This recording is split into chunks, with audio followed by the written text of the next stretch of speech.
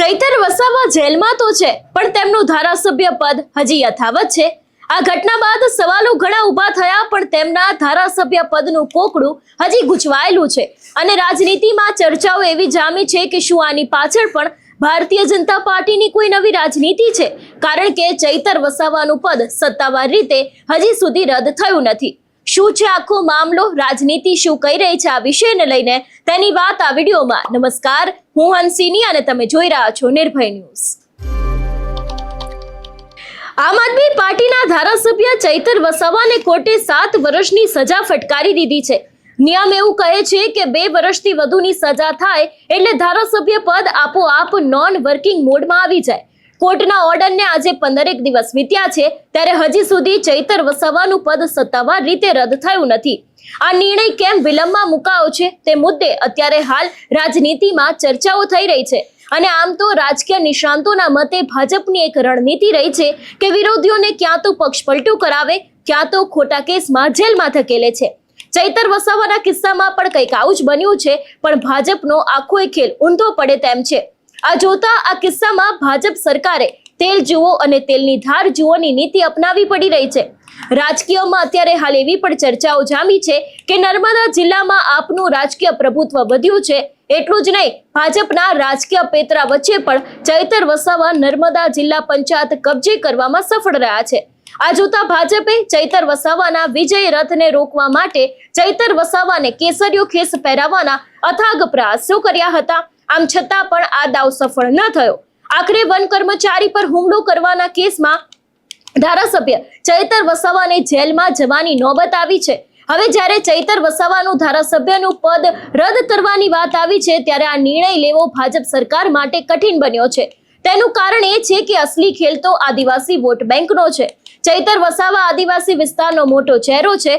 જો ઉતાવળમાં ધારાસભ્ય પદ રદ કરવામાં આવે અને ડેડિયાપાડાની પેટા ચૂંટણી જાહેર થાય તો આદિવાસી મતદારોની સહાનુભૂતિ મેળવીને ચૈતર વસાવાના પત્નીને ઉમેદવાર બનાવીને ચૂંટણી જીતી જાય તેવા ઉજળા સંજોગો છે।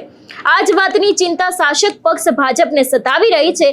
ટૂંકમાં ધારાસભ્ય પદ રદ કરવાના કાયદા પાલન કરતા રાજકીય નફા નુકસાનની ગણતરી વધુ દેખાઈ રહી છે।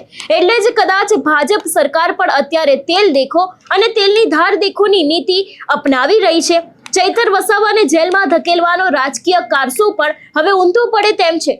તેનું કારણ એ છે કે આ મુદ્દાને ઉછાળીને આદિવાસી વિસ્તારમાં સપોર્ટ રેલી યોજવામાં આવી રહી છે, જેને વ્યાપક જન સમર્થન સાંપડી રહ્યું છે। હજારો સમર્થકો ઉમટી રહ્યા છે અને જોતા હવે ખુદ ભાજપ ઈચ્છે છે કે ચૈતર વસાવાને હાઈકોર્ટમાં સ્ટે મળે તેવી જ રાજકીય ગોઠવણ પાડવામાં આવી રહી છે।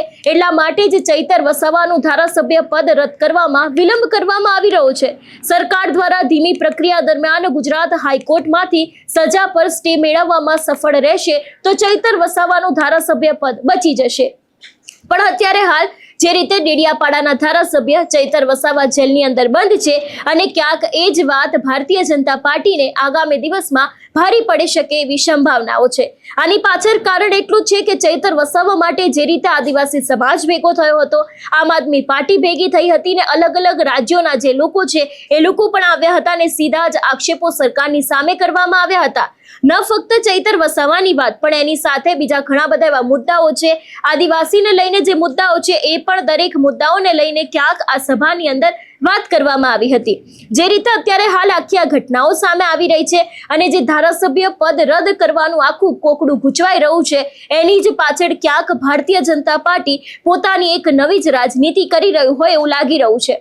જો કે અત્યારે હાલ આપણે જોયું હતું કે સ્થાનિક સ્વરાજની ચૂંટણીઓ ગઈ, એમાં ભારતીય જનતા પાર્ટીના નાયબ મુખ્યમંત્રીથી માંડીને દરેક એવા સાંસદો છે કે જે લોકોએ ખૂબ જ મહેનત કરી હતી, તેમ છતાં પણ નર્મદા જિલ્લા પંચાયતમાં આ વખતે આમ આદમી પાર્ટીએ એન્ટ્રી લઈ લીધી અને એવું પણ કહેવાય છે કે ચૈતર વસાવાએ એ સમયમાં ડેડિયાપાડામાં નો એન્ટ્રી હતી તો પોતાની આફતને અવસરમાં ફેરવી હતી અને તેમને આસપાસના વિસ્તારોમાં પણ પ્રચાર પ્રસાર કરીને આ વખતની સ્થાનિક સ્વરાજની ચૂંટણીમાં ખૂબ જ સારો દેખાવ કર્યો। પણ હવે ભારતીય જનતા પાર્ટી માટે એ વિસ્તારની વોટ બેંક છે એને ખૂબ જ જરૂરી માનવામાં આવી રહી છે, કારણ કે વિધાનસભાની ચૂંટણી પણ હવે દૂર નથી।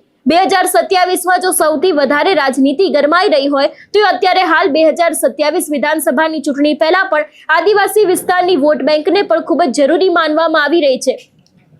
એટલે હવે આગામી સમયમાં જોવાનું એ પણ રહેશે કે ભારતીય જનતા પાર્ટી જે રીતે અત્યારે હાલ આખું આ ચૈતર વસાવાના જે ધારાસભ્ય પદનું કોકડું ગૂંચવાયેલું રાખે છે એની અંદર હવે શું થાય છે અને ખરેખર આની રાજનીતિ ઉપર કેટલી અસર થાય છે, આ વિષયને લઈને તમારું શું કહેવું છે અમને કમેન્ટ કરીને ચોક્કસથી જણાવજો। તેની સાથે અમારી ચેનલ નિર્ભય ન્યૂઝને લાઇક, શેર અને સબસ્ક્રાઇબ કરવાનું ભૂલશો નહીં। નમસ્કાર।